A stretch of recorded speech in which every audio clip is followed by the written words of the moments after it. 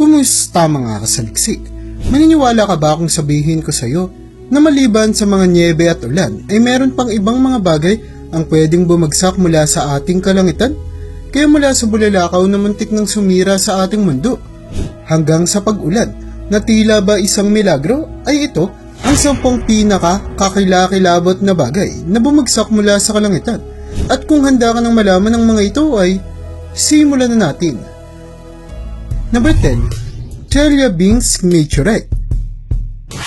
Ang pinakaunang bagay na bumagsak mula sa ating kalangitan na pag-uusapan natin sa ating listahan ay ang Chelyabinsk Meteorite na nakuha ang kanyang pangalan mula sa syudad ng Chelyabinsk sa bansang Russia na noong ika-15 ng buwan ng Pebrero taong 2013 ay nagsilbing lugar na pinagbagsakan nito na siyang naging dahilan din para akalain ng mga residente ng syudad na magugunaw na ang ating mundo. Sa kadila ng ang bulalakaw na ito ay merong sukat na umaabot sa 60 talampakan na diametro at timbang na lampas 9,000 tonelada na merong katumbas na 9,000,000 kilo na naging dahilan para noong bumagsak ito ay nakala ng mga tao na merong bombang sumabog sa kanilang teritoryo. Noong araw na bumagsak ang Chelyabinsk Meteorite sa ating planeta ay napakaraming mga gusali ang siyang nasira, kung saan lampas 7,000 establishmento ang nawasak dahil dito, habang 1,491 naman ang mga kaso na lumabas patungkol sa mga napiligro nitong tao. Sa loob ng isang siglo ay ang Chelyabinsk Meteorite ang pinakamalaking bagay na bumagsak mula sa ating kalawakan, kung saan sinasabing ang kabuuan pangaraw ng bulalakaw nito ay umaabot ang lapad sa 66 na metro at timbang na 12,000 tonelada na mabuti na lamang at nabawasan noong pumasok ito sa ating planeta, dahil kung hindi ay siguradong mas marami pa ang bilang ng mga tao na kanyang nadisgrasya. Number 9. Pag-ulan ng karne. Dumako naman tayo sa estado ng Kentucky sa bansang Amerika, kung saan alam mo ba na minsan nang naging lugar kung saan umulan ng mga karne? Ang kakaibang pangyayari na ito ay naganap noong ika-3 ng buwan ng Marso taong 1876, kung saan mula alas 11 ng umaga hanggang alas 12 ng tanghali ay umulan ng karne na merong magkakaibang sukat at laki sa lugar na ito na talaga namang gumulat sa mga residente, kung saan una pa nga nilang pinaniwalaan na regalo ito sa kanila ng kanilang Panginoon na agad namang itinanggi ng mga eksperto na dahil curious sa pinagmula ng mga karne na ito ay mabilis na naimbestigahan ang pangyayari, kung saan kahit na hindi tuluyang natukoy kung anong uri ng hayop ang pinagmulan ng karne, ay napag-alaman naman nila na mataas ang pagkakapareho ng mga ito sa karne ng baga ng isang tao o di kaya'y isang kabayo. Nasa kasamang palad ay hindi nila malaman ang dahilan kung bakit bigla na lamang nagsibagsakan mula sa kalangitan. Ayon sa ekspertong si Leopard Brandis, ay posible rin daw na hindi karne ang bumagsak sa lugar, kundi isang uri ng bakterya na lumapad lamang ang itsura dahil sa sumabay ito sa pagbagsak kasama ng ulan, na siyang naging dahilan para mapagkamalang karne ang mga ito ng mga nakakita sa kanilang tao. Number 8. Pating. Maniniwala ka ba kung sabihin ko sa iyo na nagkaroon ng isang pagkakataon sa bansang Amerika kung saan bumagsak mula sa kalangitan ang isang walang kamuwang-muwang na pating? Ang nakakagulat sa pangyayari na ito ay naganap sa San Juan Hills Golf Club sa California, kung saan bigla na lamang natuklasan ng mga tauhan ng lugar ang isang maliit at bata pang leopard shark na sa hindi nila malamang dahilan ay napadpad sa lugar. Ang ilan sa mga teorya ng mga eksperto na rason kung papaanong napunta sa lugar ang pating ay ang posibilidad na meron daw ng huli dito na ibon mula sa dagat, na sa kalagitnaan ng paglipad ay aksidenteng nalaglag ang pating sa golf course. Ang isa pang teorya ay patungkol sa isang buhawi na nabuo raw sa kalagitnaan ng karagatan na siyang tumangay sa pating at naghagis rito papunta sa golf course, na mas mahirap daw paniwalaan kumpara sa pagdala dito ng ibon. Dulot na ang layo ng pinakamalapit na dagat sa lugar ay umaabot sa 5 milya. Number 7. Umulan ng mga palaka. Alam mo ba na nagkaroon ng pagkakataon sa syudad ng Odzaki sa bansang Siberia noong 2005 kung saan bigla na lamang umulan sa kanilang lugar ang libo-libong mga palaka. Ayon sa mga eksperto ay naganap ang pangyayaring ito dahil sa pagkakabuo ng isang ipo-ipo na siyang humatak sa mga palaka mula sa kanilang tirahan at hinagis ito papunta sa kalangitan hanggang sa tuluyan na nga silang magsibagsakan. Nakakagulat man ang ganitong klase ng pangyayari ay dapat raw nating malaman na madalas itong nagaganap sa ating kalikasan kung saan ang mga maliliit na hayop kagaya ng mga isda, daga at palaka ay natatangay ng mga malalakas na hangin na siyang nagdudulot para magmistulas silang umuulan mula sa ating kalangitan. Number 6. Galiatennius Rain. Bumalik naman tayo sa bansang Amerika kung saan noong ikapito ng buwan ng Agosto taong 1994 sa siyudad ng Oakville sa Washington State ay nagkaroon ng isang pangyayari na hanggang ngayon ay lumilito pa rin sa mga eksperto. At ito ay ang pagbagsak ng mga kakaibang bagay na tila ba mga piraso ng gelatin na talaga namang gumulat sa mga tao. Sa dahilan ng nagtagal raw ang pag-ulan ng mga malalagkit na material na ito na kung tawagin ng publiko ay Oakville Blobs sa loob ng 3 linggo. Ayon sa police officer na si David Lacey na isa sa pinakaunang nakatuklas sa mga gelatin ay nagpapatrol daw siya sa lugar noong bumagsak ang mga ito sa salamin ng kanyang sasakyan, kung saan una niyang inakala ng mga ito ay ordinaryong patak ng ulan lamang. Pero matapos niya itong punasan ay natuklasan niya na malalagkit at makapal ang nasabing material na maniwala ka man o sa hindi ay nakakapagdulot din ng peligro sa kalusugan ng mga tao.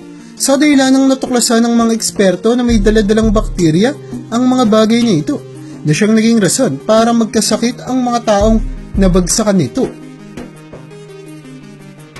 Number 5. Kakaibang pagsabog.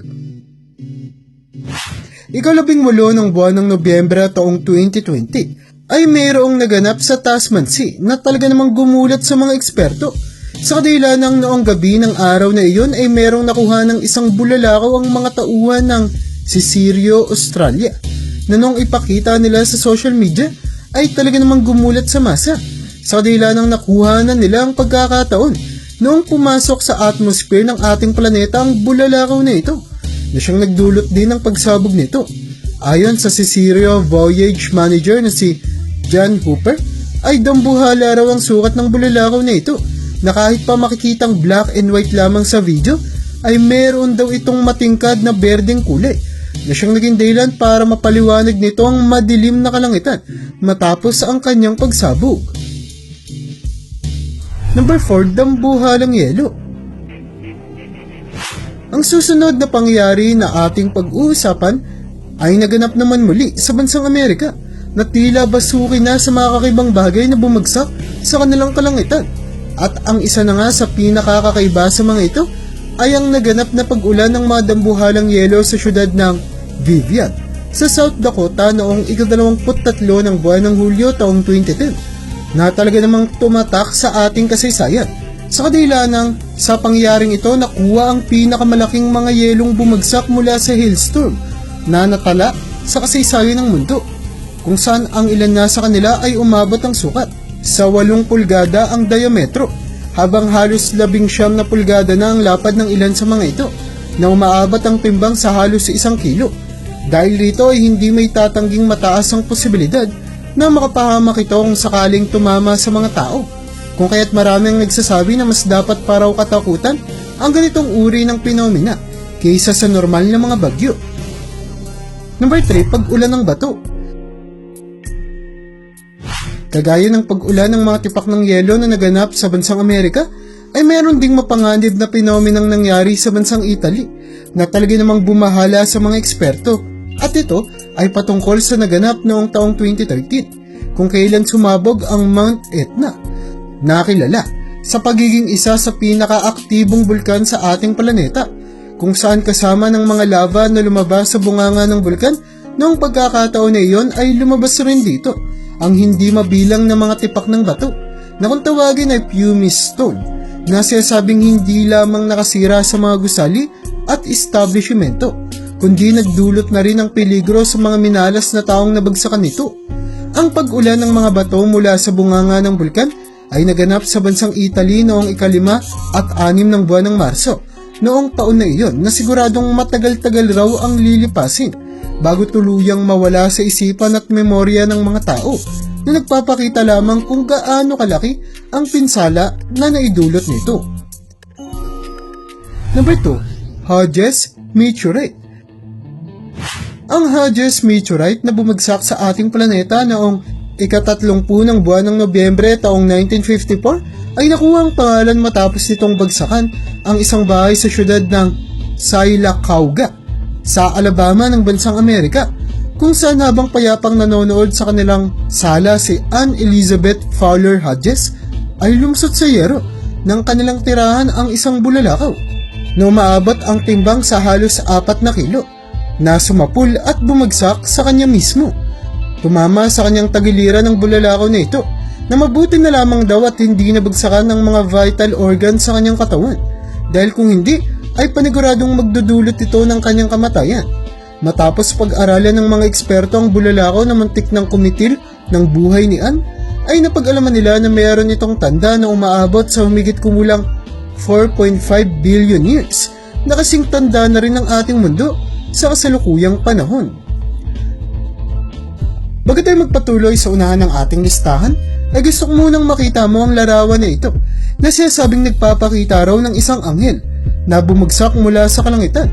Dulot na mayroon itong itsura na tila ba isang tao na nababalot ng balahibo ng ibon na hindi may tatangging pasok sa ating deskripsyon ng mga anghel. Hindi matukoy kung totoo nga ba talaga ang litrato na ito o kung gawa-gawa lamang ng mga gustong sumikat na tao. Pero dahil wala nang kahit na anong balita mula sa pinanggalingan nito, ay kasalukuyang nananatili pa ring misteryo kung totoo nga ba talagang may mga anghel sa ating planetang ginagalawan o kung sila ay pawang kathang isip lamang. Number 1. Pagbagsak ng mga isda.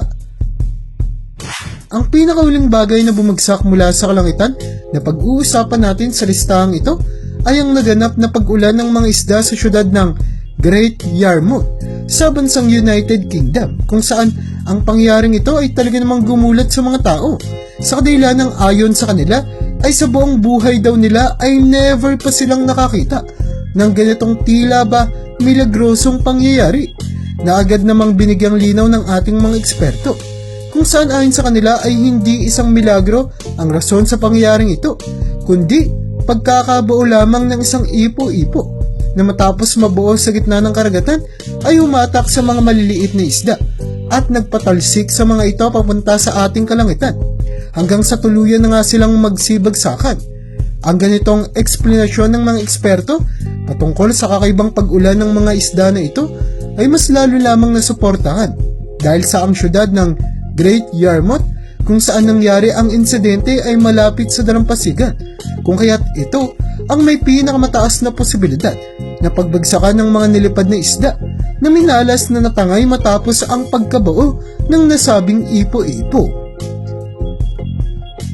At yan ang bumabuo para sa listahan natin sa video na ito.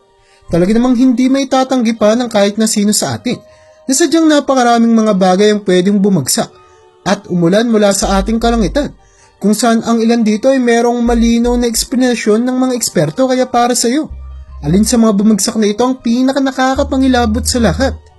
I-comment mo naman yan sa baba. At hanggang dito na lang muna ang aking bahagi. Hanggang sa muli mga kasaliksik, maraming salamat sa panonood. See you in my next vid.